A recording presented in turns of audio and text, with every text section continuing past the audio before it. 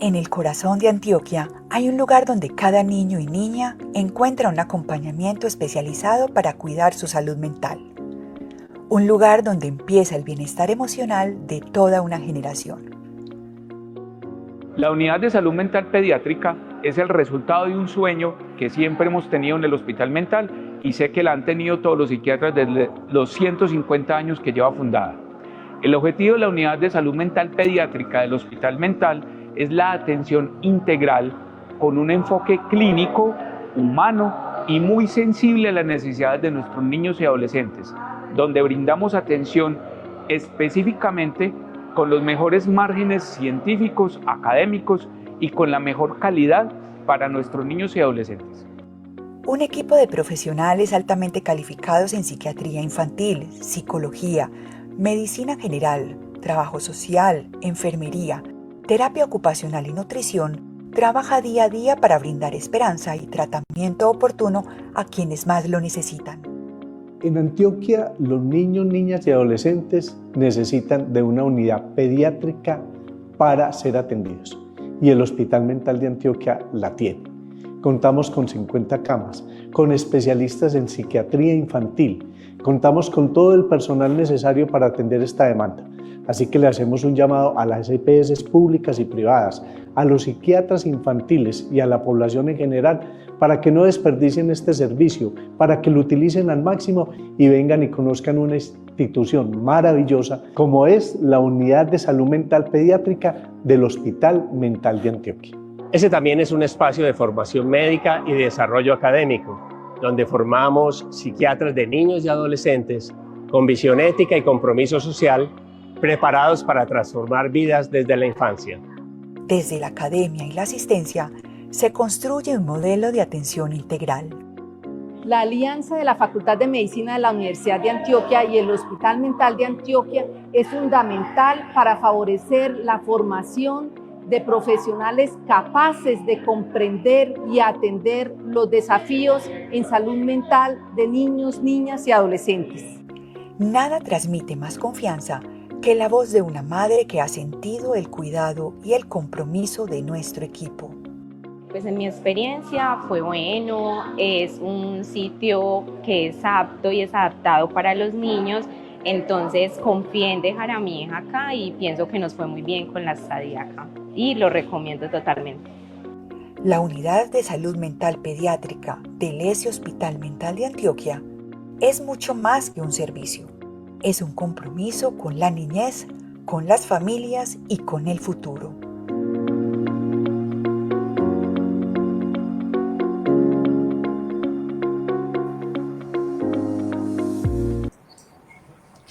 Buenos días para todos, bienvenidos nuevamente a un espacio de encuentro de cuidadores, el espacio que realizamos de manera semanal, orientados a tratar los temas de salud mental de interés para todos los usuarios, familias, redes de apoyo y profesionales que nos acompañan.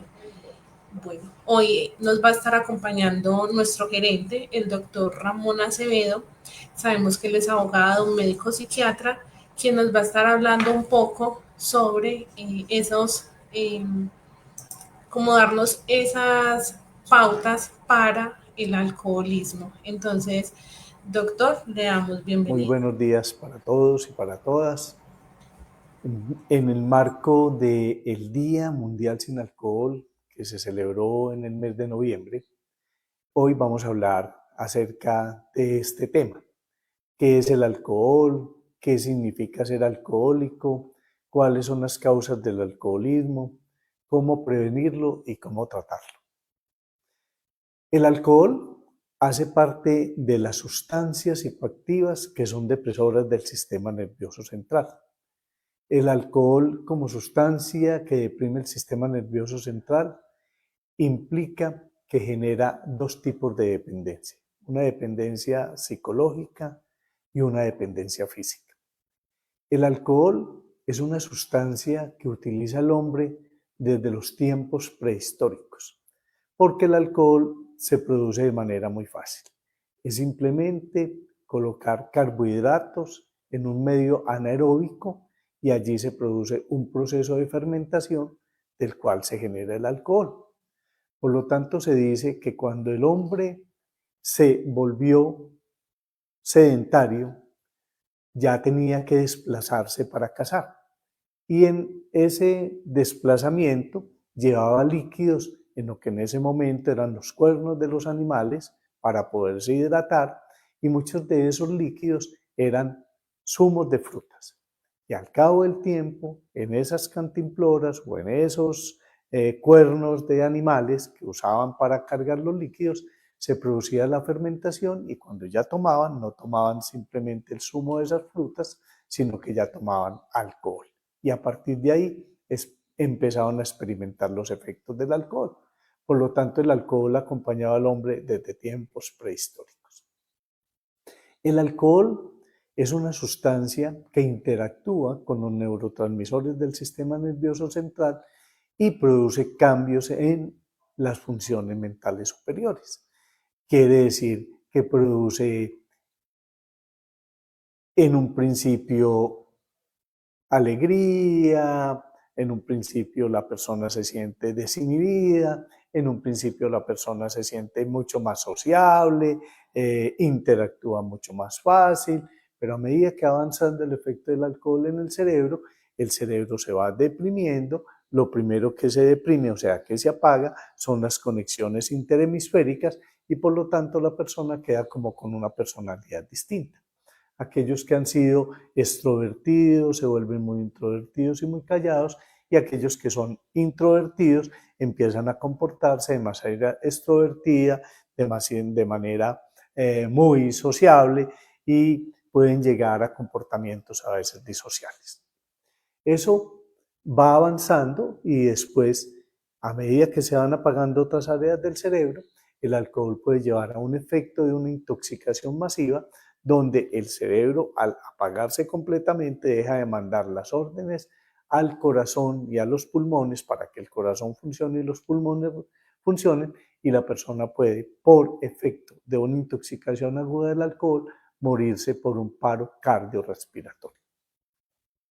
El alcohol no necesariamente produce dependencia. En el mundo se dice que aproximadamente un 80 o un 85% de las personas mayores de 18 años han consumido alguna vez alcohol en la vida. Pero no todas esas personas que consumen alcohol sufren de una dependencia del alcohol, que sería lo que conoceríamos como alcoholismo. Se refiere a nivel mundial que aproximadamente de ese porcentaje que ha tomado alguna vez alcohol en la vida, hasta un 18% puede desarrollar un proceso de dependencia. Ahora, ¿qué es la dependencia del alcohol? La dependencia del alcohol es como la necesidad que se tiene de consumir la bebida para poder hacer acciones, o para poder compartir en situaciones en las que normalmente una persona podría compartir sin estar bajo efectos del alcohol. Entonces, allí estamos hablando de pérdida de control. Entonces, sería alcohólico aquel que, a pesar de saber que el alcohol le hace daño a su salud física o mental, que tiene una restricción por el médico, o sabe que cuando toma tiene comportamientos disfuncionales, que se enlaguna, tiene peleas, tiene agresiones, o se le exacerban problemas de salud como una úlcera gástrica, como aumento de la presión arterial, lo sigue haciendo. Esa persona tiene una pérdida del control. Tiene pérdida de control aquella persona que una vez que empieza a tomar no es capaz de parar. No es capaz de parar y tiene que seguir y seguir. Y solo cuando ya está completamente embriagado, que ya ni siquiera es capaz de seguir tomando, es donde para. Pero sabe que eso le sucede y lo sigue haciendo. Tiene también pérdida de control aquella persona que sabe que por circunstancias de la vida, que no puede conducir un vehículo, que no puede ir al trabajo embriagado, que no puede ir a estudiar embriagado, sin embargo lo hace sabiendo que va a ir a hacer el trabajo, que va a ir a estudiar o que va a conducir un vehículo, y no es capaz de contener el deseo y la necesidad de consumir. Entonces, Esas son las pérdidas de control. Quien tenga estas pérdidas de control, indudablemente está teniendo problemas con el licor. Entonces, de esa manera podemos entender la dependencia. No todo, vuelvo y repito, no todo el que toma alcohol desarrolla una dependencia. Entonces, para poder establecer si uno tiene una dependencia o no al licor, incluso hay un test muy sencillo que se llama el test de Case, que tiene 4 preguntas. La primera pregunta es, ¿a usted le choca, le da rabia, le fastidia que le critiquen o le hablen de su manera de beber? La segunda pregunta es, ¿usted alguna vez en lo más íntimo de su vida, por allá solito o solita, ha pensado que sí, que tiene que disminuir la cantidad o la frecuencia de licor que toma?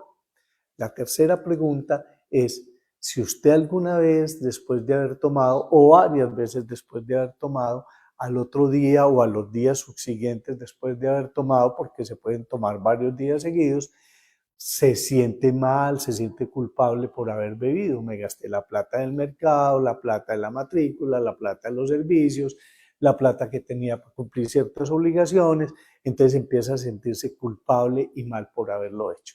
Y la cuarta pregunta es si para calmar esos nervios del guayabo, que son como ese temblor que le da, y una sudoración y ansiedad, tiene que recurrir a volver a tomar licor, como dicen mucha gente, una cervecita para el desenguayabe, o tiene que tomar pastas para la ansiedad o para los nervios.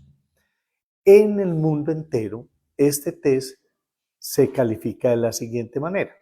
Si usted responde una sola pregunta como positiva, es muy probable que tenga problemas con el alcohol, lo que en muchos casos se llama abuso de alcohol, y posiblemente está camino a desarrollar una dependencia.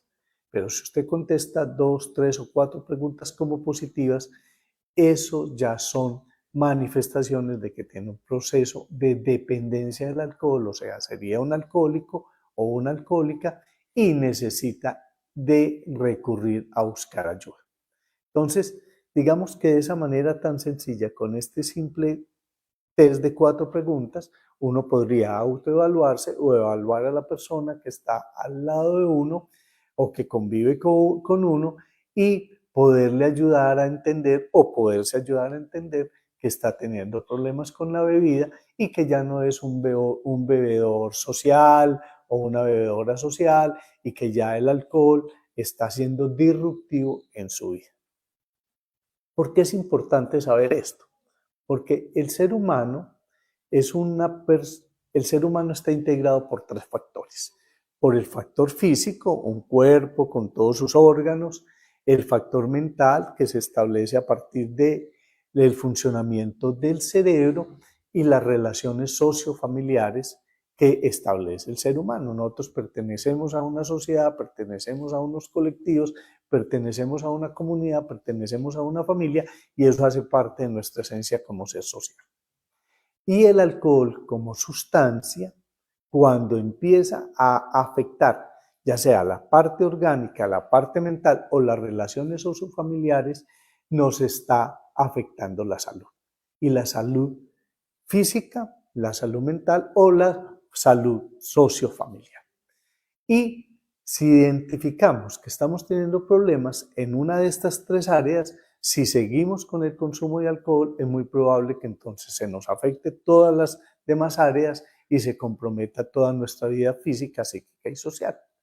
Entonces, es muy importante identificar estos factores porque el alcohol, ya cuando genera la enfermedad alcohólica, puede llevarnos a situaciones muy preocupantes y de mucho daño.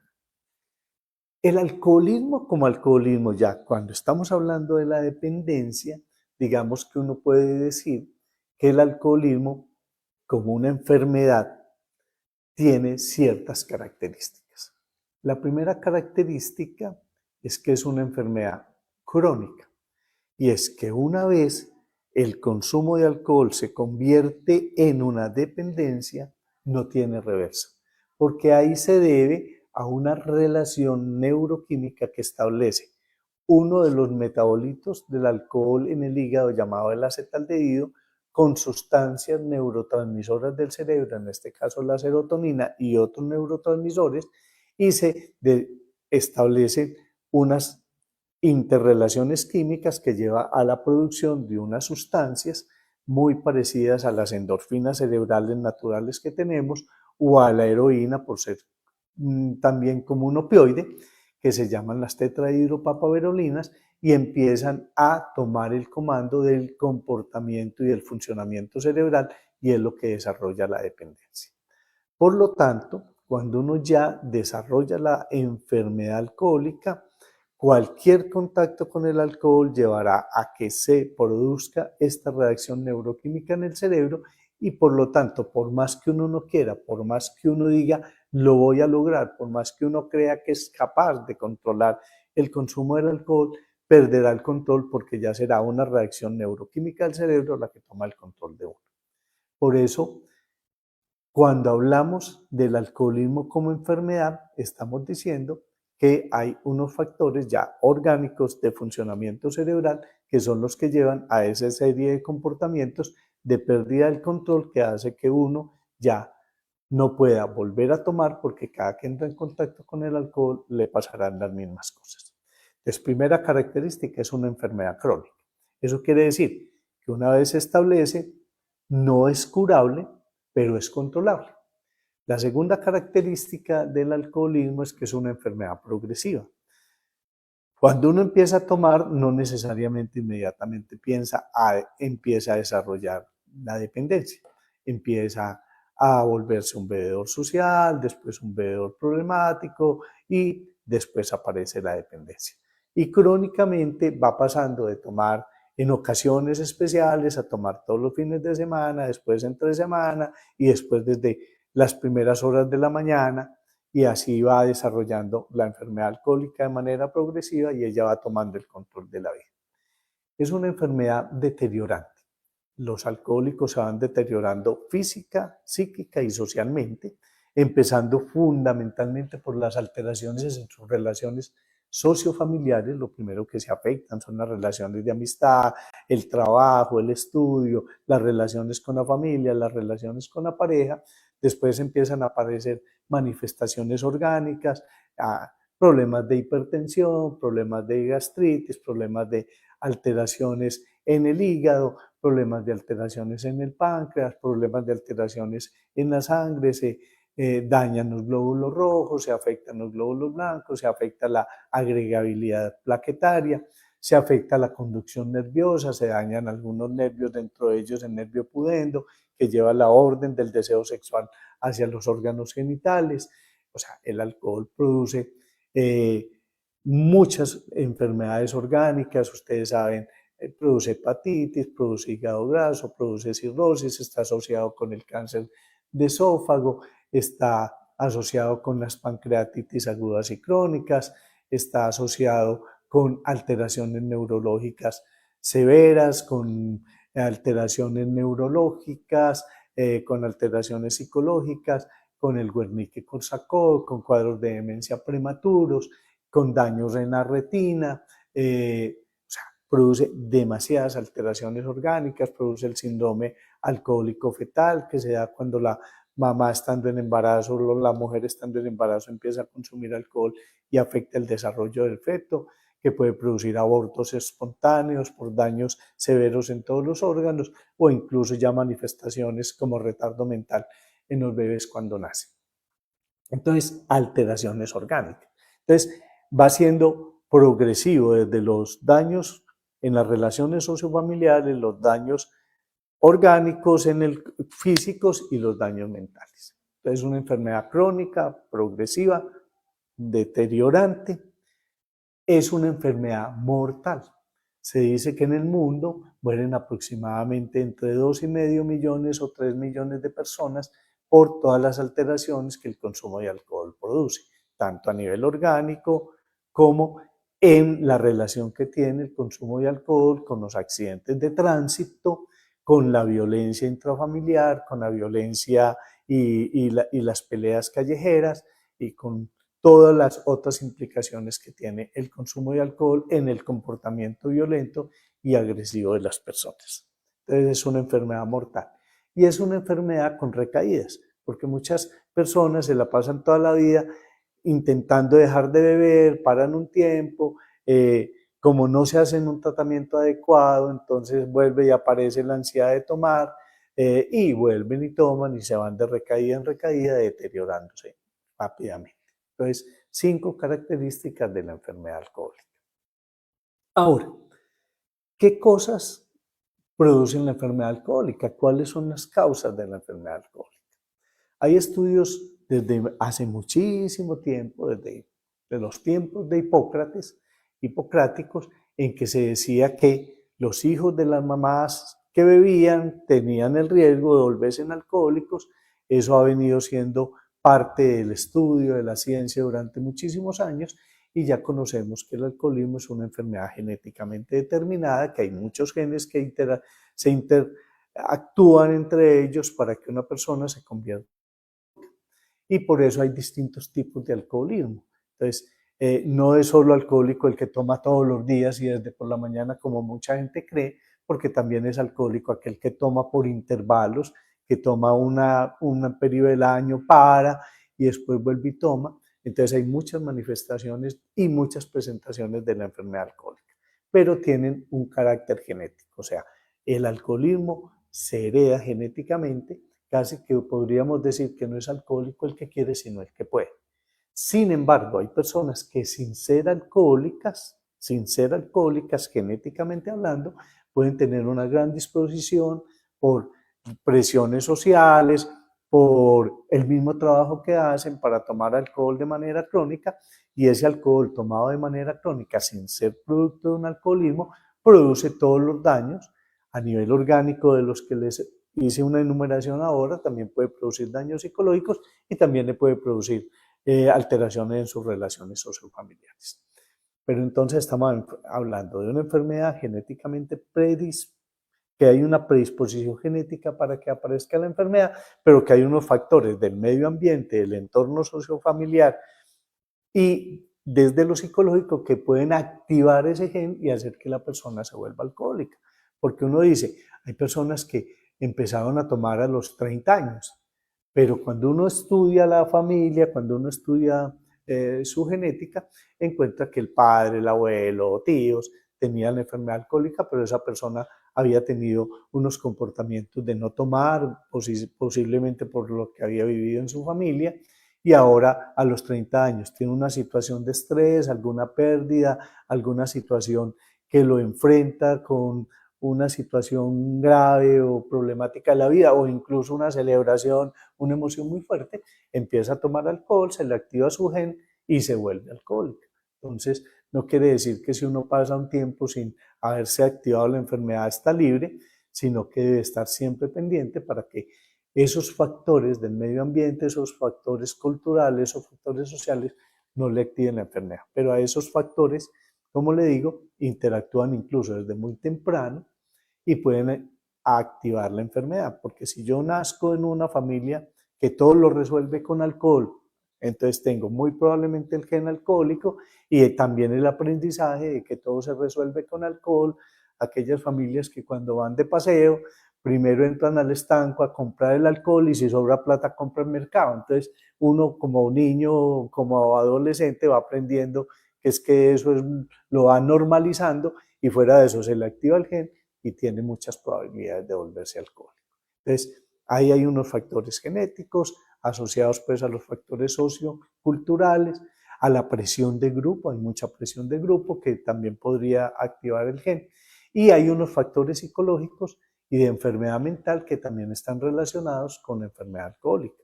Dentro de esas alteraciones psicológicas o mentales que pueden llevar a que se active el gen alcohólico está la ansiedad social. Las personas que tienen fobia social, que no son capaces de hablar en público, que les da mucha dificultad socializar, aprenden por la vida cotidiana y también a veces desde el aprendizaje de la familia o por la presión de grupo, de que si me tomo unos tragos, entonces me libero, soy capaz de hablar, soy capaz de socializar, y entonces se automedican con el alcohol para su ansiedad social y a partir de ahí van desarrollando una enfermedad alcohólica y su ansiedad social de alguna manera sigue, porque ese no es el tratamiento de la ansiedad social. Lo mismo pasa con personas depresivas, ya que el primer efecto del alcohol pareciera que activara y sacaría como de esa sensación de depresión que se tiene, pero al final agrava la depresión porque al quemar la serotonina, que es una de las causas de depresión, hace que la persona se vuelva mucho más depresiva. Lo mismo pasa con el trastorno afectivo bipolar. Muchas personas con trastorno afectivo bipolar también empiezan el consumo de alcohol, ya sea en sus cuadros depresivos o maníacos, y van desarrollando, si tienen el gen, la enfermedad alcohólica. Lo mismo pasa con los trastornos obsesivos compulsivos y con el trastorno de ansiedad generalizado y con muchos trastornos de la personalidad, como la personalidad limítrofe, emocionalmente inestable, con la misma personalidad antisocial, donde estos tipos de personalidades tienen mucho más contacto y mucha más, a veces, disposición para acceder al consumo de alcohol y drogas y por lo tanto desarrollar estas dependencias.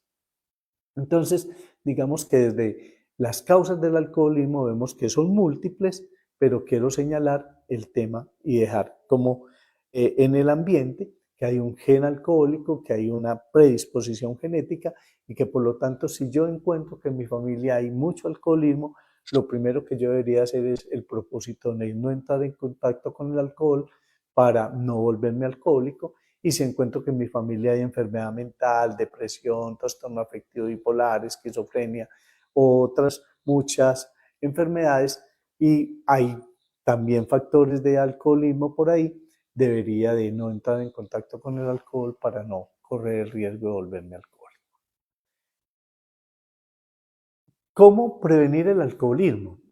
Yo siempre le digo a mis pacientes alcohólicos que la mejor manera de prevenir el alcoholismo en su familia es dejando de ser alcohólicos ellos, o sea, haciéndose el tratamiento, porque de esta manera podemos no incidir en el modelo de aprendizaje de la familia y podemos ayudar a que nuestros hijos, nuestros nietos, nuestros sobrinos, pues no tengan ese modelo y si heredaron el gen, no se les active el gen. Entonces, una buena manera de prevenir el alcoholismo en la familia es, si yo tengo el problema, hacerme un tratamiento que me permita mantener a raya y bajo control la enfermedad alcohólica y de esta manera convertirme en un ejemplo para la familia y no convertirme en un modelo de aprendizaje de consumo de alcohol. Ese es un factor muy importante. Otro aspecto importante en la prevención del alcoholismo es trabajar con las poblaciones que tienen mayor riesgo. O sea, si yo entro a una institución educativa, pues obviamente puedo hacer prevención general con todas las personas, hablándole de los riesgos del alcoholismo, de qué alteraciones produce el alcohol, que el alcohol, a pesar de ser una droga legal, tiene todos estos daños que se producen, cuáles son los factores de riesgo que cada una persona puede identificar, etcétera, etcétera. Pero si yo en ese grupo de estudiantes selecciono aquellos que tienen presencia de alcoholismo en su familia, que tienen presencia de enfermedad mental en su familia, eso ya es mucho más selecto, colocar este grupo, trabajar con ese grupo en particular para mirar con ellos cuáles son los factores de riesgo, educarlos de una mejor manera, mostrarles cómo esa predisposición genética los puede afectar y si ya están entrando en contacto con el alcohol, poder desarrollar estrategias que nos permitan enfrentar con ellos el consumo y que no avance hacia un consumo problemático o hacia una dependencia. Entonces, es muy importante cómo seleccionar grupos específicos con factores de riesgos específicos para trabajar ya programas mucho más directos y trabajarlos tanto con los niños, adolescentes y con la familia misma, como con la comunidad y el entorno en general en que se comparten estas situaciones. Ahora, el alcohol como droga legal, digamos que mucha gente le interpreta como que no hace daño. Entonces, como lo legal no hace daño y lo ilegal es lo mejor, entonces mucha gente confunde de que es que si fuera dañina la prohibirían. No, porque es que el tema de la legalidad o ilegalidad de las sustancias psicoactivas es más un problema de tipo económico de quién paga impuestos y no paga impuestos, es más un problema de tipo político y es cómo se mueven las fuerzas en el mundo frente a la prohibición o no prohibición de las drogas. Vemos como el consumo de marihuana, en la medida en que en Estados Unidos ya se produce marihuana y ya no la tienen que importar de estos países, se ha ido legalizando en todos los estados, como la cocaína en alguna parte de su historia fue legal en Europa y ahora ya no es legal. O sea, el tema de la legalización de las drogas no tiene que ver con que haga o no haga daño en el ser humano, sino ya son otras medidas, vuelvo y repito, de tipo económica y política. Por lo tanto, el consumo de tabaco, por ejemplo, que es la droga que más muertes produce en el año, dicen que hasta 8 millones de personas se mueren por el solo hecho de fumar, es una droga de venta legal. Y el alcohol mata, ya les dije, entre 2,5 y 3 millones de personas y es una droga de venta legal. ¿Sí? Y hay drogas como la marihuana, que digamos, también está ahora demostrado que muchos accidentes de tránsito en el mundo están relacionados con el consumo de marihuana, va camino a la legalidad. Entonces, no nos podemos confundir por eso. Realmente todas las drogas son dañinas, todas las drogas producen alteraciones tanto físicas, psíquicas como sociales, y incluso el alcohol, por ser una droga depresora del sistema nervioso central, como los opiáceos, como las benzodiazepinas, digamos que están relacionadas con un mayor daño a nivel cerebral, a nivel social y a nivel mental. Y hay otras drogas que posiblemente no producen tanto daño y son ilegales. Entonces el tema no pasa por lo médico, sino que pasa por lo económico y lo político. En mi opinión, como experto, digamos que el tema de las drogas es un tema que hay que discutirlo más desde el daño en la salud que producen que desde el punto de vista de la legalidad misma en el sentido político y económico. Lo cierto es que todas las drogas tienen potencial de producir dependencia y que una vez se establece la dependencia hay que tratar a la persona como un enfermo porque tiene una adicción y las adicciones se consideran enfermedades mentales.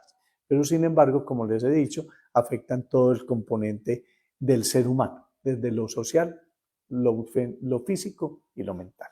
Entonces, el alcoholismo es una enfermedad que hay que tratar. ¿Qué implica el tratamiento del alcoholismo? Implica que la persona entienda que tiene una enfermedad y que la demanda de solicitud del tratamiento lo haga la persona, porque la mayoría de las veces en los problemas de drogadicción, como en el alcoholismo, la demanda viene de la familia y no de la persona. Y entonces queda muy difícil para un experto, para un equipo, tratar a una persona que no quiere tratamiento. Es como para un oncólogo, es muy difícil para un oncólogo tratarle un cáncer a alguien que no quiere tratamiento, ¿sí? Porque la familia está pidiendo que le trate, que le haga el tratamiento, pero el oncólogo no puede intervenir porque estaría violando el derecho a la libre determinación de la personalidad de cada paciente. Lo mismo pasa en las adicciones y eso la familia lo tiene que entender. Y por eso uno siempre le dice a la familia, aquí tiene que haber un proceso de voluntariedad del paciente. Y ese proceso de voluntariedad implica un primer paso y es que la persona entienda y sea consciente que tiene una enfermedad llamada adicción, que no es un usador social como lo dice la gente, no, es que yo consumo de vez en cuando. Y de vez en cuando es que, no, doctor, todas las tardes cuando salgo del trabajo con mis compañeros. Ah, no, todos los fines de semana. Bueno, ¿y desde cuándo empieza el fin de semana? Jueves, viernes, sábado, y si es día de fiesta el lunes, el domingo, doctor. O sea, eso no es de vez en cuando, ¿sí? O sea, es entender además que la relación con el alcohol, así sea por rachas, le está produciendo problemas sociales, laborales, económicos, de salud. O sea, la persona tiene que empezar a dar un primer paso y es entender que yo soy el que tengo el problema, que ese problema se llama una adicción, que esa adicción es una enfermedad y que esa enfermedad me está afectando a mí, no a mi familia. Lateralmente puede afectar a la familia. Ah, es que usted va a matar a mi mamá con esa bebera. No, la mamá se va a morir posiblemente por ansiedad y eso, pero se va a morir también de otras cosas. O sea, no es que el problema sea de los papás, de la novia, de los hijos, del jefe que no lo entiende, no, el problema es de él. Ese es el primer paso. y es el más difícil de dar. Y muchos tratamientos, básicamente contactos y contactos con psicólogos, con psiquiatras, con equipos terapéuticos, es simplemente para buscar que la persona entienda y dé ese primer paso, aceptar que tiene una alteración y que ese problema es de él. Cuando la persona ya entiende y acepta y comprende que el problema es de él, tiene que dar un segundo paso. Y ese segundo paso es entender que solo no es capaz. O sea, yo solo no soy capaz. Porque lo he intentado muchas veces, he querido dejar de beber y me quedo 2, 3 semanas, pero a las 2 o 3 semanas vuelvo y arranco, porque mis amigos, o sea, siempre habrá una razón, porque ganó o perdió el equipo, porque, bueno, por cualquier cosa, porque me fui de viaje, porque alguien se murió, porque alguien nació. Siempre habrá una disculpa. Pero la disculpa y la realidad es que algo interno en él, esa sensación, ese deseo, surge de esa enfermedad que ya está establecida neuroquímicamente en el cerebro y que lo lleva y le genera una serie de comportamientos en donde termina otra vez bebiendo. Entonces, aceptar que solo no soy capaz. Si yo acepto que solo no soy capaz, entonces doy el tercer paso y es entiendo que necesito ayuda. Y mire que para entender que tengo un problema, para entender que solo no soy capaz y para entender que necesito ayuda, que yo los llamo primero, segundo y tercer paso, no me he tenido ni siquiera que parar de este escritorio. Lo he tenido que hacer es en mi mente. He tenido que hacer toda una reflexión mental. He tenido que hacer todo un panorama de cómo ha sido mi vida, realmente qué me ha dejado el consumo de alcohol, cuáles son los problemas y las dificultades que me ha generado, cuántas veces lo he intentado hacer y cuántas veces he fracasado. Entonces es reflexiones, es hacer toda una introspección que no es tan fácil. Vuelvo y le digo, no es tan fácil porque el alcoholismo, como las adicciones, se sustentan en una mentira. Y la mentira es, yo lo dejo cuando yo quiera. Pero lo que pasa es que nunca he querido, doctor. No, nunca he querido, no. Es que nunca he entendido que yo tengo un problema y que no lo tengo que dejar de hacer por mi mamá, por mi esposa. Porque muchos dicen, ¿y yo por qué lo tengo que hacer? Porque a ella no le gusta que yo beba. No, es que no es el problema que a ella le guste o no le guste. El problema es cuántos daños le produce a usted y cómo lo está afectando. Entonces, cuando ya doy ese tercer paso, y es, reconozco que tengo un problema, que solo no soy capaz y que necesito ayuda, tengo que dar un cuarto paso. Y ese paso sí implica levantar el teléfono y pedir ayuda. Y pedir ayuda es buscar la ayuda ya activamente. Voy a los grupos de alcohólicos anónimos, o voy a una institución, pido cita con psicólogo, pido cita con psiquiatra, voy donde el médico, le cuento cuál es mi problema para que me orienten hacia dónde hacer. O sea, ya tomo acciones activas de buscar la ayuda. Hay muchas ayudas, dependiendo en donde yo esté. Alcohólicos Anónimos es importante en muchos lugares donde no hay otras alternativas, pero hay lugares donde hay muchas alternativas para tratamientos de alcoholismo. Por ejemplo, acá en el hospital mental identificamos los problemas de la gente y si están relacionados con lo que llamamos patología dual, entonces damos tratamiento para esa patología mental y orientamos hacia los tratamientos de alcoholismo y drogadicción. Y hay instituciones como Carisma que están dedicados al tratamiento de alcohólicos y drogadictos y hay muchas comunidades terapéuticas y muchas más opciones para ese tipo de tratamiento. Entonces ahí doy ya un paso activo, ya activamente yo soy el que estoy buscando la ayuda y solicitando la ayuda. Y ya tengo que dar un quinto paso. Y ese quinto paso es fundamental y es dejarme ayudar. Porque nada gano de ir a un grupo, nada gano de ir a un especialista, nada gano de ir a un equipo a que me empiecen un tratamiento, pero no me hago el tratamiento. No, es que allá me dijeron que tenía que ir al grupo. No, yo al grupo no voy, doctor, qué pereza. No, es que allá me dijeron que tenía que tomar unos medicamentos para desintoxicarme. No, yo medicamentos no tomo. No, es que allá me dijeron que tenía que hacer un proceso de cambio de estructura de vida, dejar de relacionarme con ciertas personas, dejar de ir a ciertos lugares. No, yo ¿por qué voy a cambiar, doctor? O sea, entonces, ¿para qué busque ayuda si no me voy a dejar ayudar? Sí, la idea es, busco ayuda, pero me dejo ayudar, dejarme ayudar y me someto al tratamiento.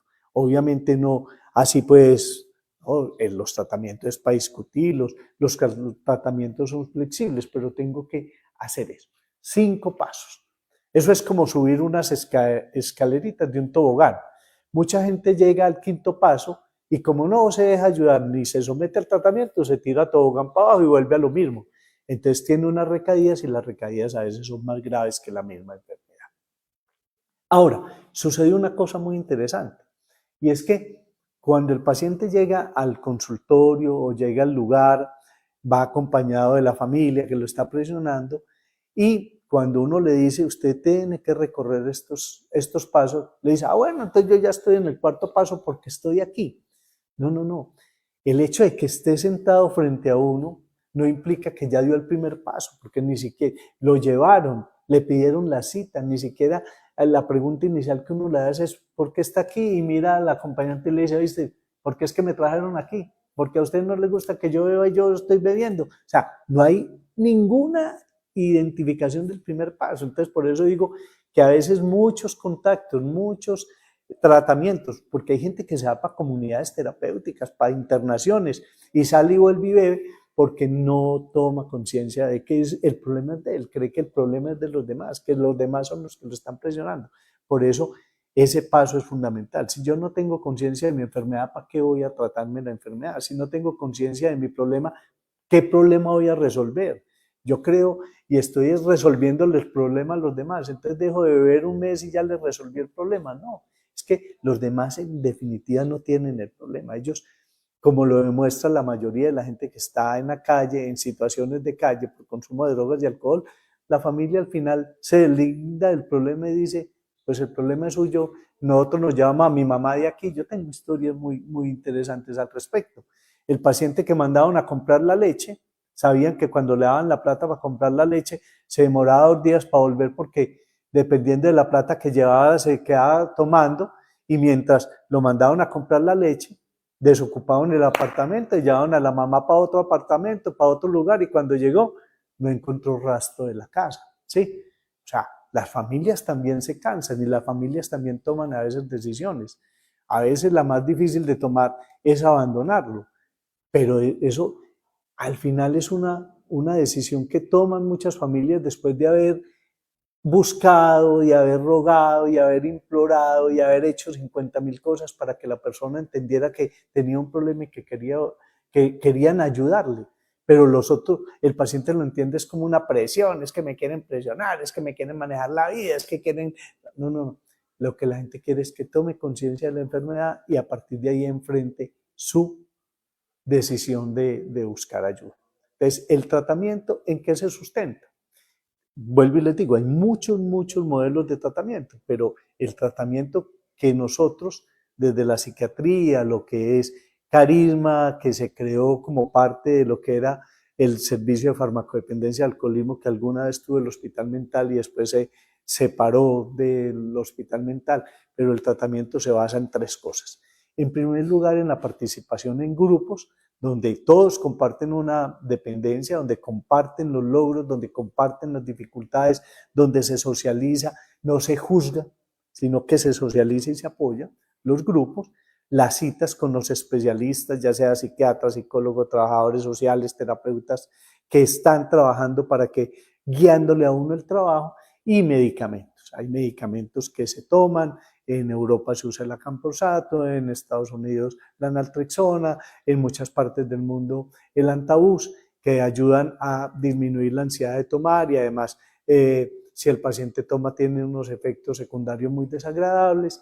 Hay medicamentos que ayudan a tratar alteraciones de base como las que le hablé, la fobia social, la depresión, el trastorno de ansiedad generalizado, los trastornos afectivos bipolares, que todo esto hay que controlarlo para que el paciente pueda avanzar. Entonces, un trípode: grupos, citas y medicación. Todo eso se articula en otro trípode, que es la compañía de la familia o de los seres que lo acompañan y lo quieren ayudar a salir, el paciente como eje central y el grupo terapéutico, otro trípode. Hay otro trípode que el paciente tiene que trabajar de manera individual y tiene que volverse sincero. Y es reconocer que tiene la enfermedad, es reconocer que no puede engañar a la gente y decir, no, yo no he tomado cuando está tomando. O sea, dejar de decir mentiras, tiene que volverse honesto, o sea, ser transparente y confiable, y tiene que volverse humilde, entender que con el alcohol está derrotado y cada que se enfrenta con el alcohol va a sufrir una derrota. Y tiene que trabajar otro trípode, que es el de amar y empezar por amarse a sí mismo. Y si uno reconoce que el alcohol lo está haciendo daño y lo está destruyendo, entonces tengo que sacarlo de mi vida porque yo me amo mucho y quiero protegerme y cuidarme para poder amar a los demás, porque nadie puede dar aquello que no tiene. Si yo no me amo, ¿qué voy a ser capaz de amar a otros? Tengo que agradecer, y es empezar por agradecerle a la vida, a la familia, a todos los que me han querido ayudar a su manera, porque es que hay gente que ayuda presionando, hay gente que ayuda estrujando, hay gente que ayuda protegiendo, hay gente que ayuda alcahueteando. O sea, la gente a veces ayuda de maneras muy diversas, pero todo el mundo quiere ayudar. Entonces hay que agradecerle a todo el mundo, pero no quiere decir que me tengo que comprometer con la manera como cada uno me quiere ayudar, sino que tengo que buscar la ayuda de un profesional y que me acompañe la familia y todos estos seres en ese tratamiento que me va a hacer el profesional. Entonces el agradecer es fundamental. Y el otro proceso es el perdonar. Tengo que empezar a perdonarme a mí todo lo que yo me he hecho, perdonar a los demás si siento que me han hecho cosas malas y perdonarlos aunque ellos no me pidan perdón, porque cuando yo los perdono me libero de la rabia y tengo que pedir perdón aunque los demás no me perdonen, porque cuando yo pido perdón desde lo más íntimo y real y consciente de mí, me estoy liberando de la culpa. Entonces me libero de la rabia de la culpa, me libero de esa creencia de que yo soy todopoderoso y yo puedo vencer el alcohol, entonces me vuelvo humilde y dejo de ser soberbio, y esos son pasos fundamentales para enfrentar la enfermedad. Entonces, esos elementos son fundamentales. La familia puede acompañar, la familia puede ayudar, pero la familia no se puede hacer el tratamiento. Y aquí hay un elemento fundamental, y es que nadie es culpable de que una persona sea alcohólica o drogadicta, ni siquiera el drogadicto es culpable, porque ya les dije que hay unos factores genéticos, unos factores ambientales y unos factores psicológicos y mentales que pueden llevar a que una persona se vuelva alcohólica. Entonces aquí a la familia hay que desculpabilizarla, porque si no desculpabilizamos a la familia sigue cumpliendo el papel de coadicto y los coadictos mantienen la adicción en el adicto. Entonces ese ya es otro tema, el tema de la coadicción, porque los coadictos muchas veces son depresivos, los coadictos se vuelven protectores y terminan siendo alcahuetas, y ese alcahueta en definitiva mantiene la adicción y el alcoholismo de la persona. Entonces es muy importante trabajar ese tema, el de la culpa. Nadie es culpable, sino que hay que trabajar un tema que es la responsabilidad, y es, si yo tengo la enfermedad, si yo tengo el problema, yo sí soy responsable de hacerme el tratamiento. Entonces, la responsabilidad que la ligamos a que reconozco el problema y yo soy responsable de avanzar hasta dejarme ayudar, mantenerme en la ayuda y salir del problema. La responsabilidad es mía y no de otra persona. Así que la familia ayuda, la familia apoya, pero la familia no puede hacerse el tratamiento, y eso es muy importante. Y muchas veces hay que tratar a la familia, a la mamá, a la esposa, al esposo, a los hijos que tienen posiblemente otra serie de problemas psicológicos, depresión, ansiedad, angustia, que los mantiene ahí ligados en su coadicción, para que dejen de ser coadictos y la ayuda que hagan sea mucho más acorde a las orientaciones del equipo terapéutico, y de esa manera todos avancemos hacia un mismo camino, y es romper con la dependencia y avanzar hacia la mejoría. Así que ahí les dejo estas reflexiones y que tengan una feliz tarde. Muchas gracias, doctor, por esta charla tan interesante, tan importante, de entender un poco más el alcoholismo y el papel de la familia en el acompañamiento de los pacientes. Para finalizar el encuentro, ¿qué recomendación nos puede dar para esta época decembrina? Sí, es muy importante entender, vuelvo y les digo, que hay personas que son usadoras sociales de alcohol y no tienen problemas, se toman un trago de vez en cuando, no lo necesitan para estar felices, sí, pero si yo identifico que yo tengo problemas con el alcohol, yo he venido tratando y enfrentando la situación, diciembre no me da, entre comillas, permiso para recaer, porque me tiro el diciembre mío y el de los demás. Si yo ya identifico que tengo problemas con el alcohol, no puedo tomar ni en enero, ni en febrero, ni en marzo, ni en abril, ni en Semana Santa, ni en junio, ni en las vacaciones, ni en diciembre, por favor. Eso, que es que yo voy a tomar porque estoy con la familia. No, no, no, es que el alcohol no diferencia con quién estoy ni en dónde estoy. El alcohol llega a nuestro cerebro y toma el control y nos afecta. Una Navidad sin alcohol es una Navidad maravillosa, una Navidad sin drogas es una Navidad maravillosa, porque nosotros tenemos en el cerebro endorfinas que nos permiten ser felices, y cada que consumimos alcohol acabamos con las endorfinas, y de esa manera acabamos con nuestra posibilidad natural de ser felices. Así que un diciembre sin drogas y sin alcohol es maravilloso, y más si ya, aplicándome el test del que le hablé, el test de Case, identifico que yo tengo problemas con el alcohol, y si quiero pasar una Navidad maravillosa, tanto mi persona, yo mismo y mi familia, lo primero que tengo que hacer es no consumir.